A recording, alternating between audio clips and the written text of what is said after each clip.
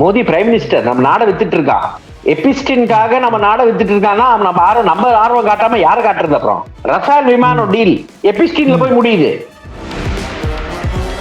ட்ரம்பா இருக்கட்டும், உலகத்துல இருக்கிற பெரிய பெரிய ஆளுங்க, சுல்தான் ஆஃப் எமிரேட்ஸ், அது இது ராஜா மன்னர்கள், இந்த பிரசிடென்ட், பிரைம் மினிஸ்டர் எல்லாத்துக்கும் சப்ளை பண்ற வேலை பண்ணிட்டு இருந்தாலும் இதுல மோடியோட பேரு பயங்கரமா அடிபட்டு இருக்கு. அமெரிக்காவோட வேலை என்னங்க? அனைத்து நாட்டை லூட்டி அடிக்கணும். உன்னை லூட்டி அடிக்க விடலன்னா நான் உன்னை அட்டாக் பண்ணுவேன், நான் சாப்பிடுவேன், நான் லூட்டி அடிக்க விடுங்கிறான். மோடி லூட்டி அடிக்க விட்டான். புரோக்கர் ஏஜென்ட் வார்த்தைக்கு இன்சல்ட் இருந்தாலு இருக்கிற வேஸ்ட் கீஸ்ட் எல்லாத்தையும் கொண்டு வந்து இங்க குப்பை மாதிரி கொட்ட போறான். என்ன பண்ணுவீங்க? 100% விவசாயி செத்தான். இங்க இருக்க மார்க்கெட் செத்துது. ஏங்க சூத்துல அடிக்கிறான் நம்ம விவசாய மக்களுக்கு. அவன் எபிஸ்டின் ஒரு ஃபைலுக்காக அவன் யாருக்கிட்ட படுத்துட்டு வந்திருக்கா? கபோதி அந்த நாய் யாருக்கிட்ட படுத்துட்டு வந்திருக்கா நம்மளுக்கே தான் தெரியும். பாலியல் சந்தேகம் நடத்திட்டு இருந்தான். எபிஸ்டின் பார்ட்டிஸ் ரொம்ப ஃபேமஸா இருந்தது, செக்ஸ் ஆர்ஜிக்காக எல்லாம் இருந்தது. நிறைய பேரோட கை கால் வெட்டி இருக்காங்க, நிறைய பெண்களை பிளாக்மெயில் பண்ணிருக்காங்க, பயங்கரமான பிளாக்மெயில் வேலை நடந்துட்டு இருக்கு, நிறைய கடத்தப்பட்டு இருக்காங்க. ஒரு பிம்பு அவன் நம்ம நாட்டோட பாதுகாப்பை முடிவு பண்றான்.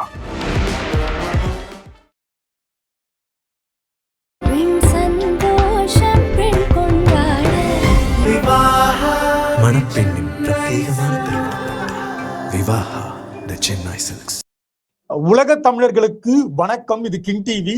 இன்றைய நிகழ்வில் நம்மோடு சமூக செயற்பாட்டாளர், அரசியல் விமர்சகர் தோழர் பியூஷ் மனுஷ் அவர்கள் நிகழ்வு இணைகிறார்கள். தோழர் வணக்கம். தோழர் வணக்கம். தோழர் வணக்கம். தோழர், இந்த எப்சிட் ஃபைல் அப்படின்னு சொல்லிட்டு தொடர்ந்து இப்ப சமூக வலைத்தளங்கள்ல பேசும் பொருளா மாறிட்டு இருக்கு. பல அதிர்ச்சிகரமான கோப்புகள்ல பலருடைய பெயர் இருக்கு அப்படின்லாம் வந்து நம்ம தகவல் வந்துட்டு இருக்கு. மிக மிக முக்கிய புள்ளிகள், மிகப்பெரிய அரசியல் ஆளுமைகள், நாம் மதிக்கத்தக்கவர்கள் எல்லாம் அந்த பட்டியலில் இருக்கிறதா தகவல் வெளிவருகிறது. முதற்கட்டமா இந்த ஃபைல் என்ன, இதுல என்ன வேலை நடந்திருக்கு தோழர்? டிபார்ட்மெண்ட் ஆஃப் ஜஸ்டிஸ் அமெரிக்கால இந்த எபிஸ்டின் ஃபைல்ஸ் ரிலீஸ் பண்ணியிருக்காங்க.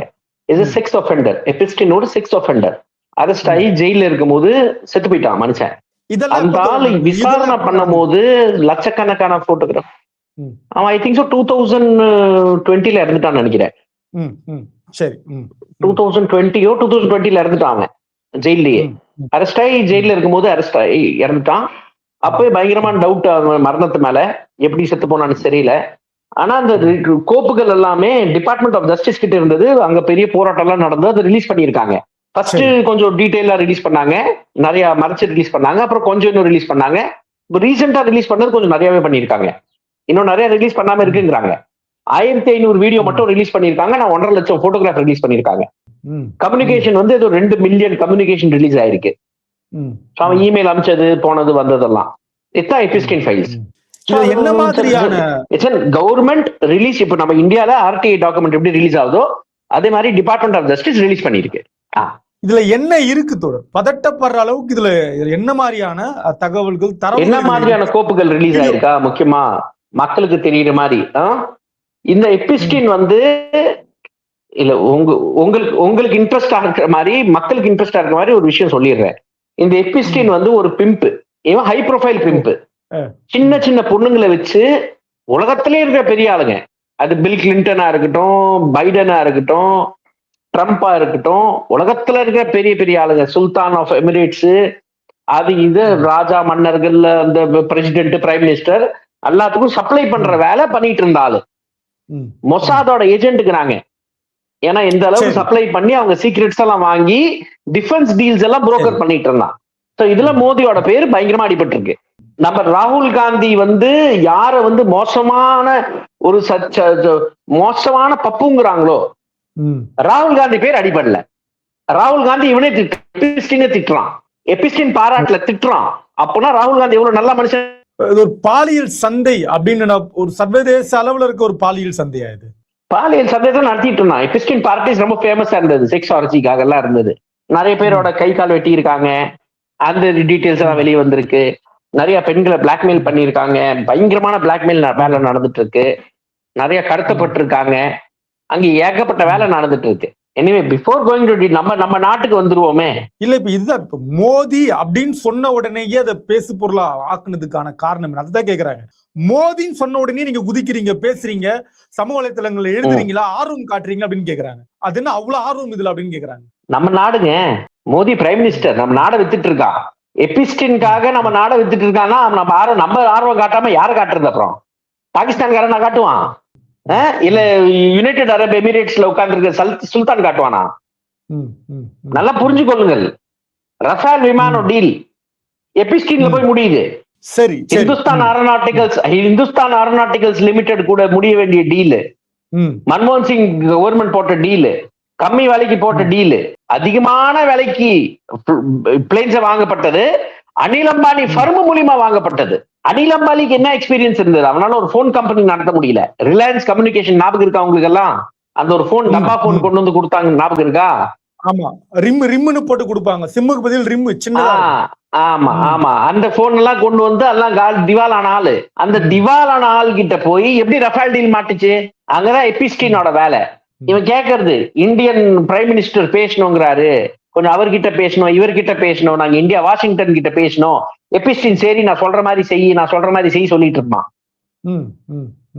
அதனால ஒரு கொடுமையான மனுஷன், ஒரு பிம்பு அவன் நம்ம நாட்டோட பாதுகாப்பை முடிவு பண்றான். அப்ப நம்ம குதிக்காம யார் குதிக்கிறது? நம்ம பொங்கலிக்காம யாரு பொங்கலிக்கிறது? இல்ல, இந்த ஏஜென்ட்டுக்கு நீட்னா என்ன தோழர்? இந்த ஏஜென்ட் இந்த தேவைக்காக இந்த மாதிரியான வேலைகளை பார்க்கிறார்கள். என்ன நீடு, என்ன தேவை? இந்த ஏஜென்ட் எப்படி நடக்கும்? அந்த புரோக்கரேஜ் எப்படி நடக்கும்? சர்வதேச அளவுல டிஃபென்ஸ் டீல் எப்படி நடக்கும்? டிஃபென்ஸ் டீல்ஸ்ல எவ்வளவு கோடிக்கணக்கான பணம் இன்வால்வ்டா இருக்கு. இப்ப அடானி வந்து அமெரிக்கா கிட்ட நக்கிட்டு இருக்கான், பூட்ஸ் அமெரிக்கன் பூட்டை நக்கிட்டு இருக்கான் அடானி. ஒரு பிரைவரி ஸ்கேண்டல்ல மாட்டிக்கிட்டான். அவங்க அங்க இருக்கிற செக்யூரிட்டிஸ் எக்ஸ்சேஞ்ச் வந்து, நீ இங்க செக்யூரிட்டிஸ் எக்ஸ்சேஞ்ச்ல இருந்து பணத்தை டிரா பண்ற, நீ ஃப்ராடுல இன்வால்வ் ஆகுற, நீ லஞ்சம் கொடுத்துருக்க, இந்தியால ஏகப்பட்ட லஞ்சத்தை கொடுத்து ப்ராஜெக்ட வாங்கி இருக்கன்னு சொல்லிட்டு அவன் மாட்டிக்கிட்டான் அங்க அமெரிக்கால. இந்தியன் கவர்மெண்ட் அது மேல என்கொயரி லான்ச் பண்ணல. குற்றச்சாட்டு அங்க இருக்கிற அதிகாரிகளுக்கு லஞ்சம் கொடுக்கல எல்லாம் இல்ல. குற்றச்சாட்டு என்ன இருக்குன்னா, அடானியோட ஒரு கம்பெனி அமெரிக்கன் மார்க்கெட்ல இருந்து பணம் வாங்குற கம்பெனி இந்தியாவில் இருக்கிற அதிகாரிகளுக்கு லஞ்சம் கொடுத்துட்டு இருக்குதான் டீல் குற்றச்சாட்டு. சரி, அந்த குற்றச்சாட்டுல இப்போ தப்பிக்கிறதா இருந்தால் 4 மடங்கு எவ்வளவு டீல் ஆச்சோ, இப்ப 1800 கோடி டீல் அமெரிக்கா சொல்லுது, அதுக்கு 4 மடங்கு 10,000 கோடி ரூபாய் கொடுக்க போறான் அமெரிக்காக்கு செட்டில்மெண்டா. அவனுக்கு 10,000 கோடி ரூபாய் பெரிய விஷயம் இல்ல, ஏன்னா நாட்டை வந்து வித்து கொடுத்துட்டான். மோடி நாடோட பணம் தான், அவன் பணமா இது? அடானி பணமா இது? ஒரு 10,000 கோடி கொடுக்கறதுல அடானிக்கு என்ன போகுது? நாட்டோட சொத்து அள்ளி கொடுத்துட போறான் இப்போ. ஆனா இப்போ கோர்ட்ல டீலிங் நடந்துட்டு இருக்கு. அடானிய ப்ராசிக்யூட் பண்ணாம இருக்கிறதுக்கு டீலிங் நடந்துட்டு இருக்கு. மோடி அதுக்கு இது வரைக்கும் மோடி வந்து இது கொடுக்கல, ஒரு இன்வெஸ்டிகேஷன் கூட லான்ச் பண்ணல இந்தியால. சரி சரி. அதனால தலைவா, இந்த சின்ன டீலு, சின்ன ஒரு ரூபாய், ஒரு டீல், சாரி ஒரு பர்சன்ட் இருந்தா கூட போதும், ஒரு பர்சன்ட் இருந்தா போதும் ஒரு டீல்ல. இப்ப இந்த எபிஸ்டின் என்ன பண்ணிருக்கான் நாட்டுக்கு? ஆமாங்க, ஏங்க $500 பில்லியன் நம்ம பொருள் வாங்க போறோங்க அமெரிக்கா கிட்ட இருந்து. மோடி நிபந்தனை போட்டிருக்காங்க, $500 பில்லியன் எங்க இருந்து வரும் காசு? எதுக்கு அமெரிக்காவோட பொருள் இங்க டம்ப் பண்ணணும்? இங்க இதுக்கு நான் வாங்கணும் அவங்க கிட்ட இருந்து. இல்ல, அதத்தான் நல்லுறவு, அதுதான் மோடியினுடைய ஆளுமைன்றாங்க. இதுதான் மோடியினுடைய ஆளுமை அப்படின்றாங்க, நல்லுறவு அப்படின்றாங்க. கெட்ட வார்த்தையில் திட்டிட்டு போறேன்னு தோழர். கெட்ட வார்த்தையில வந்துரு போது வாயில. நான் திட்டுறது இல்ல, அப்படியே இது பொது ஜனங்கள் மத்தியில திட்டுறது இல்ல. ஏங்க 500 பில்லியன் நாட்டுல இருந்து வெளியே போகுது. இதுல என்ன ஆளுமை? ஏங்க ஆளுமையா காண்டவையா? ஏங்க சூத்துல அடிக்கிறான் நம்ம விவசாய மக்களுக்கு. டைரக்டா இந்தியன்ஸ டார்கெட் பண்றான், டைரக்டா இந்தியன்ஸ தாக்குறான். அவன் எபிஸ்டின் ஒரு ஃபைலுக்காக அவன் யாருக்கிட்ட படுத்துட்டு வந்திருக்கா? கமோதி அந்த நாய் யாருக்கிட்ட படுத்துட்டு வந்திருக்கா நம்மளுக்கு தான் தெரியும். திரு மோடி அவர்கள் அமெரிக்க அதிபருடைய கையை பிடிச்சிட்டு இருக்கிறத போட்டு, அந்த போட்டோவை போட்டு, இத பாருங்க எப்படிப்பட்ட ஒரு ஆளுமை, எப்படிப்பட்ட சந்திப்புன்னு அதை போட்டுட்டு இருக்காங்களே. என்ன மரியாதை பாருங்க மோதிக்குன்றாங்க. தோழர் நெஞ்செல்லாம் வலிக்குது தோழர். ஏங்க அவன் கொண்டாடிட்டு இருக்காங்க. ஏங்க அமெரிக்காவோட வேலை என்னங்க? அனைத்து நாட்டை லூட்டி அடிக்கணும். உன்னை லூட்டி அடிக்க விடலன்னா நான் உன்னை அட்டாக் பண்ணுவேன், நான் சாப்பிடுவேன். நான் லூட்டி அடிக்க விடுங்கிறான். மோடி லூட்டி அடிக்க விட்டான். வெனிசுலா ஒத்துக்கல, வெனிசுலா பிரசிடென்ட தூக்கிட்டான். அவர் ஒத்துக்கிட்டு இருந்தா இந்நேரம் வெனிசுலா பிரசிடென்ட் கூட கை கொடுத்துட்டு, ட்ரம்புக்கு என்ன இருக்கு சப்புவாங்க கீழே இறங்கி. இப்ப ஒரு வீடியோ வந்துச்சுங்க, இந்த எபிஸ்டின் ஃபைல்ஸ்ல ஒரு வீடியோ இருக்குங்க. ரூடி கிலியானின்ட்டு ஒரு மேயர், சரி. ரூடி கிலானிட்டு ஒரு மேயர், அவன் டிராக் காஸ்டியூம்ங்குவாங்க, மேர்லின் மேன்ரோ மாதிரி ஒரு காஸ்டியூம் போட்டுக்கிட்டான். ஓ. மேர்லின் மாடுற மாதிரி ஒரு காஸ்டியூம் போட்டு ரூடி கிலானி, அப்ப அவன் மேயர் இல்ல, அந்த காஸ்டியூம் போட்டுட்டு ட்ரம்ப் கிட்ட போய் நிக்கிறான். ட்ரம்ப் நெஞ்சில தலை வச்சு குமிஞ்சி இப்படி இப்படி இப்படி தடவுறான். இந்த வீடியோ இருக்கு, இன்னும் கண்டமணிக்கெல்லாம் வீடியோ இருக்கு. என்னத்த சொல்றதுக்கு இதுக்கு? இப்ப இவன் ஒரு ஆளுமையா, இவன் ஒரு குழுமையா? ஏங்க நீங்க வேற நாளை 2 பேரும் பரதேசி நாயங்க நாளை வித்து விட்டீங்க. ஏங்க நீங்க வேற இது 500 பில்லியன் டாலருக்கு. பல பத்திரிகையாளருக்கு இந்த சாணக்கிய திறன்றாங்க. இது ஒரு சாணக்கிய திறன். சாணக்கியா குனிக்காவா? ஏங்க 500 பில்லியன் டாலர் நாட்டுல இருந்து வெளியே போகுது. சைனாவோட ட்ரேட் டெபிசிட் என்ன தெரியுமா உங்களுக்கு? நம்ம நாட்டு சைனால இருந்து எவ்வளவு பொருள் வாங்க தெரியுமா? 136 பில்லியன் டாலர் வாங்குது வருஷத்துக்கு. அதுல 108 பில்லியன் டாலர் நம்மளோட trade deficit. 108 billion dollar trade deficit வச்சிருக்கோம் சைனா கிட்ட. நீங்க 500 பில்லியன் டாலர் எங்க இருந்து பொருள் வாங்குவீங்க? 0 டாரிஃப் அமெரிக்கன் ப்ராடக்ட் மேல. அவன் கண்டதை கொண்டு வந்து இப்ப டம்ப் பண்ண போறான் உங்க தலை மேல. கண்டதை கொண்டு வந்து டம்ப் பண்ண போறான். இருக்கிற வேஸ்ட் கீஸ் எல்லாத்தையும் கொண்டு வந்து இங்க குப்பை மாதிரி கொட்ட போறான். என்ன பண்ணுவீங்க? இந்தியாவுல இந்தியா திறந்து குப்பையா மாற போகுது அப்படின்னு புரிஞ்சுக்கலாமா? 100% விவசாயி செத்தான். இங்க இருக்க மார்க்கெட் செத்துது. இல்ல என்ன குப்பையை கொட்டீங்க அப்படின்னு கேட்க முடியாதுல. என்ன குப்பையை கொட்டீங்கன்னு கேட்க முடியாது. இந்த குப்பையை கொட்டிருக்காங்க. நமக்குள்ள கேட்டுக்கலாம், அவ்வளவுதான். நமக்குள்ள சண்டை போட்டுக்கலாம். இங்க நாம நீங்க என்ன இன்டர்வியூ எடுத்துக்கலாம், நான் உங்களை எடுத்துக்கிறேன். 2 பேரும் உட்காந்து இங்க பேசிக்கலாம். இன்னும் 10,000 பேர் பேசிக்கலாம், 10 லட்சம் பேர் பேசிக்கலாம். ஆனா அங்க இருந்து வந்துட்டே இருக்கும். அமெரிக்கால இருந்து அனைத்து குப்பையும் உள்ள கொண்டு வர போறான். மார்க்கெட் டம்ப் ஆக போகுது. எப்படி தமிழ்நாடு டிமார்ட் ஓபன் பண்ணிருக்கான், மார்வாடி டிமார்ட் ஓபன் பண்ணிருக்கான். அந்த டிமார்ட்ல எல்லாமே போய் பொருள் வாங்குறாங்க. இங்க இருக்கிற சின்ன சின்ன கடை எல்லாம் அவுட்டு. சிறு முதலாளிகள் அவுட்டு. இப்ப பெருமுதலாளிகளும் காலி. பெருமுதலாளிகளும் அந்நிய முதலாளிகள் தான். இனி அந்நிய ஆதிக்கம் 100% டவுட்டே வேணாங்க. ஏங்க அவனோட சப்சிடி என்னங்க அக்ரிகல்ச்சர் கொடுக்கறது? நீங்க ஏதோ ஃபர்டிலைசர் பேக்ல ஏதோ சப்சிடி முதலாளிகளுக்கு முதுகை காட்டுகிறார் மோடி. நீங்க இங்க ஃபர்டிலைசருக்கு கொஞ்சம் சப்சிடி கொடுத்துருவீங்க. ஃபர்டிலைசர் கம்பெனிக்கு சப்சிடி கொடுத்துட்டு இங்க ஏதோ சீப்பா ஒரு 2 பேக்கை போட்டு இவன் தன்னோட நிலத்துக்கு எடுத்து விட்டு ஏதோ பெருமைப்பட்டுக்குவான். அரசாங்கம் வந்து எங்களுக்கு மானியத்துல உறவு கொடுக்குதுன்ட்டு, எருவு கொடுக்குது, உறவு கொடுக்குது, கண்டா கொடுக்குது, கிண்டா கொடுக்குதுன்ட்டு ஏதோ 2000 ரூபாய் அனுப்பிச்சு விட்டுருவான் ஒரு அக்கௌண்ட்ல. கிருஷி சம்மான் இதுல ஒரு 6000 ரூபாய் வந்துடும் மோடியில இருந்து. ஐயா அங்க 1 லட்சத்துக்கு மேல ஒரு ஏக்கருக்கு சப்சிடி இருக்கு. அவன் பொருளோட விலையை நினைச்சு பாருங்க. அவன் டைரியில இருந்து எல்லாத்தையும் டம்ப் பண்ண போறான். இங்க வீட் கம்ப்ளீட்டா காலி ஆக போகுது பாருங்க. கோதுமை அவன் ரேட் என்ன, நம்ம ரேட் என்ன? நீங்க வெயிட் பண்ணுங்க. இப்ப டிராமா ஆரம்பிச்சிடும். இப்ப கொஞ்ச நாள்ல பாருங்களேன், ஒரு வாரத்துல பாருங்க என்னென்ன நடக்க போகுதுன்ட்டு. சரிங்க தோழர், திருப்பி நம்ம இந்த ஃபைலுக்கு வருவோம். இந்த ஃபைல்ல மோடியுடைய பெயர் அடிப்படுது, மோடி இருக்காரு. இதெல்லாம் நம்ம அவங்க தரப்புல கேட்டா ரொம்ப இயல்பா கடந்து போறாங்க. ஆனா நம்ம மேல விமர்சனம் வைக்கிறாங்களே. மோடி டுக் அட்வைஸ்ங்கறாங்க. எபிஸ்டன் வந்து மோடி டுக் அட்வைஸ்ங்கறான். எபிஸ்டன் மோடி டுக் அட்வைஸ்ன்றான்.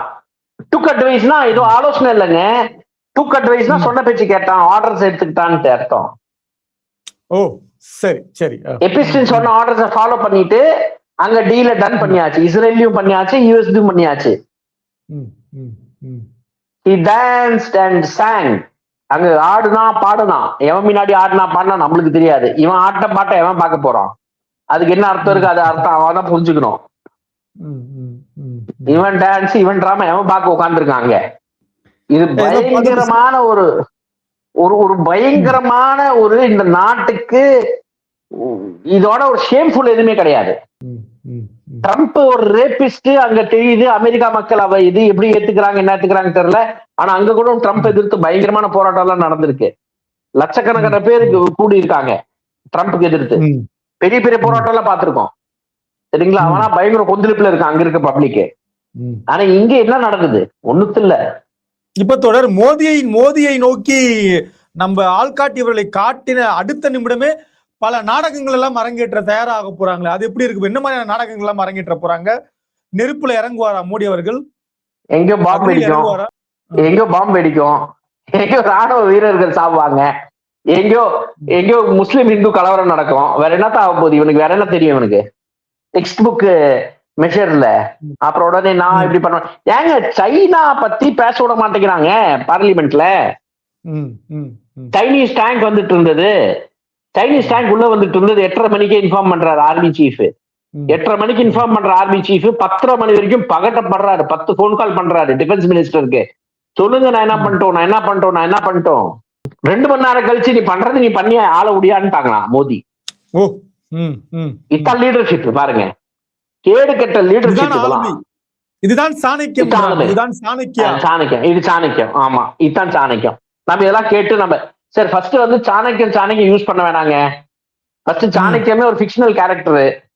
ஒரு ஐயர் கேரக்டர் எல்லாம் நம்மள இன்ஸ்பயர் பண்ண முடியாது. அவர் ஐயர் அவன் சிக்காவை எடுத்தானா, அதை பிரிச்சுக்கிட்டானா, நான் ராஜா ஆக்காம படுக்க மாட்டானா, அவன் ஏதோ கர்மம். அது கர்மந்திரங்க. அது அர்த்த சாஸ்திரம் படிச்சாவே கர்மந்திரமா இருக்கு. ஒரு மனநட்டி இல்ல. உயர்த்தி சொல்றது, அதை உயர்த்தி அதை ஒப்பிட்டு சொல்றது, அது உங்களுக்கு புரியாது. ஒப்பிட்டு அப்புறம் அது சாணக்கிய வேற புரியாது. சூத்திரனுக்கு கண்டிப்பா புரிய வேணாம். இவனோட சாணக்கியமும் கர்மந்திரம் அதெல்லாம். இனிவே ஒட்டுமொத்தமா இந்த நாடை விற்கிறதுக்கு மோடி வந்து ஆரம்பத்துல இருந்து வித்துட்டு இருக்கான். அடானி கிட்ட தீவிரமா வித்துட்டு இருந்திருக்கான். இன்டர்நேஷனல் ஹோல்டிங்ஸ் கிட்ட வித்திருக்கான். கத்தார் பேஸ்ட் கம்பெனி கிட்ட, அராம்கோ சவுதி கம்பெனி கிட்ட வித்திருக்கான். பணக்கார முஸ்லிம்ஸ் கிட்ட வித்திருக்கான். அனைத்துக்கும் வித்திருக்கான். இப்போ அமெரிக்கா கிட்ட முழுமையா வித்துட்டு இருக்கான். ஒரு பெரிய மார்க்கெட்டிங் ஏஜென்டா இருந்திருக்காரு. அப்படி புரிஞ்சுக்கலாமா மோடி அவர்கள்? மார்க்கெட்டிங் ஏஜென்ட் இல்லைங்க ஐயா, மார்க்கெட்டிங் புரோக்கர் வார்த்தைக்கு இந்த ஆள் ஒரு இன்சல்ட். புரோக்கர் வார்த்தை, ஏஜென்ட் வார்த்தை, புரோக்கர் ஏஜென்ட் வார்த்தைக்கு இன்சல்ட் இந்த ஆளு. இவருக்கு தனியா ஒரு பேர் வச்சாகணும். ஏங்க என்னென்ன வாயில எடுக்கிறானோ அதுக்கெல்லாம் மாறி பண்றாளுங்க இந்த ஆளு. பீகார் எலெக்ஷன்ல போய் நின்று சொன்னான், நான் யுஎஸோட அக்ரிகல்ச்சர் அக்செப்டே பண்ண மாட்டேன், அக்ரிகல்ச்சர் இம்போர்ட் அக்செப்டே பண்ண மாட்டேங்கிறான். முடியவே முடியாது. என்ன ஆச்சு? 3 மாசத்துல என்ன ஆச்சு? 3 மாசத்துல என்ன ஆயிடுச்சு? அக்ரிகல்ச்சர் இங்க மாறிடுச்சா? இங்க விவசாயம் இல்லாம எல்லாம் விவசாயம் பண்றது நிறுத்திட்டு வேற எதுக்கு போயிட்டாங்களா? அவங்க கிட்டதான் நம்ம சோறு வாங்கணுமா? 2 வாரம் முன்னாடி ஸ்வதேசி வாங்கு, இங்க இருக்கிறது வாங்குன்னு சொல்லிட்டு இப்ப அமெரிக்கா சொன்னா என்ன அர்த்தம்? சுதேசிக்கு தூக்குதான். என்ன ஐயோ, எவனோ இதுக்கு போய் ஒரு ஆளுமே கூலுமே நீங்க சொன்னாங்க வச்சுக்கோங்க, சத்தியமா சொல்றேன், இதோட முட்டாள்தனம். இந்த முட்டாள்தனம் கேட்டுட்டு இந்த காதுல இருந்து ரத்தம் தான் வரப்போகுது அடுத்தது. இப்ப நம்ம சொன்னா, இப்ப நாங்களா சொன்னா அதுக்கு எங்களுக்கு ஒரு சாயம் போட்டுறாங்க. நீங்க அந்த இடத்துல இருக்கீங்க, அப்படிதான் பேசுவீங்க அப்படின்றாங்க. நீங்க அதை விட்டு வெளியே வாங்க அப்படின்லாம் நம்ம சொல்லுவாங்க. இப்ப எனக்கு என்ன ஆச்சரியம், இதுல கூட இந்த ஃபைல்ல கூட அவங்க சொல்லக்கூடிய இந்த வயது இருக்கு இல்லையா, 16, 18, 20 அப்படின்ற இந்த வயதையெல்லாம் சொல்லும் போது உண்மையாவது கேட்கறதுக்கும் பார்க்கறதுக்கும் ரொம்ப பயமா இருக்கு தோழர். அதுக்கெல்லாம் வாய்ப்பு இருக்கா? இந்த 16, 18, 20 இந்த இதெல்லாம் ரொம்ப கேட்கறதுக்கு இவ்வளவு மோசமா மிருகத்தனமா நடந்துக்க முடியுமான்ற தேர்வு செய்யறது. 8 வயசு பொண்ணு, 10 வயசு பொண்ணு, 12 வயசு பொண்ணு பத்தி பேசிட்டு இருக்கோம். நீங்க என்னங்க பேசிட்டு இருக்கீங்க? மைனர் சில்ட்ரனை டிராஃபிக் பண்ணிருக்கா. மைனர் சில்ட்ரனை ஏஜுக்கு வர்றதுக்கு முன்னாடி, ஏஜுக்கு வந்ததுக்கு அப்புறம் வெர்ஜின் அது இது பிரிச்சுட்டு, பாஸ் நம்ம இது வந்து இந்த சென்சிட்டிவான issue. I am not enough person to convey the sensitivity of the matter here. நான் சொல்லிடுறேன். நான் இல்லாட்டி இது வந்து நான் பேசக்குள்ள எவனோ அதை ரசிச்சுட்டு இருப்பான், அது கூட என்னால் தாங்கிக்க முடியாது. சரி சரி சரி, இது பயங்கரமான கொடுமை. இது அது ஒரு நடந்தது பயங்கரமான கொடுமை. உச்சத்துல இருக்க கொடுமையோட உச்சத்தை மீறிட்டாங்க. அதனால நம்ம இதை வந்து ரொம்ப சென்சிட்டிவா ஹேண்டில் பண்ணலாம். தொடர் அதே நேரத்துல நேற்றைய தினம் 3வது ஆண்டு விழா கொண்டாடினார் தலைவர். அதை பாத்தீங்களா? தாவேகா தலைவர் நாங்க தொடர் நம்ம ஏதோ நாட்டு வர இதெல்லாம் பேசிட்டு இருக்கோம். இவர் ஏதோ பிஜேபி கூட வாயில் எடுக்க மாட்டேங்கிறாரு. இவர் தலைவர் சொன்னா என்னத்த பண்றது? இந்தியாவில் நடக்கக்கூடிய எந்த ஒரு நிகழ்வுக்கும், தமிழ்நாட்டில் நடக்கக்கூடிய எந்த விதமான அக்கிரமத்திற்கும் பதிலே சொல்ல மாட்டாரு. ஆனா தான் அதிகாரத்தை எதிர்க்கக்கூடிய ஒரு நபர் சொல்லிட்டே இருக்காரு. சும்மா ஒரு வடை சுடுறது என்னங்க இருக்கு தோழர்? நம்ம கஷ்ட காலம் இதுவும் பார்க்க வேண்டியது இருக்கு. இதுவும் பார்த்துட்டு இருக்கோம் பாருங்க. ஒரு லிமிட் வேணாம், கொஞ்சமாச்சும் ஒரு லிமிட் வேணாம், சொல்லுங்க பாக்கலாம். அநியாயங்க, அநியாயம் இதெல்லாம். ஆனா விஜய் கைண்ட்லி டேக் அட்வைஸ். தன்னவே திருந்திக்கோங்க. இல்ல உங்களை சுத்தி இருக்கிற ஆளுங்க அப்படி பைத்தியக்காரங்களா இருக்காங்களா எனக்கு தெரியல. ஆனா இந்த பைத்தியகாரத்தனத்துல வெளியே வாங்க. தொடர்ந்து பேசலாம் தோழர். நன்றி தோழர். மிக்க நன்றிங்க ஐயா.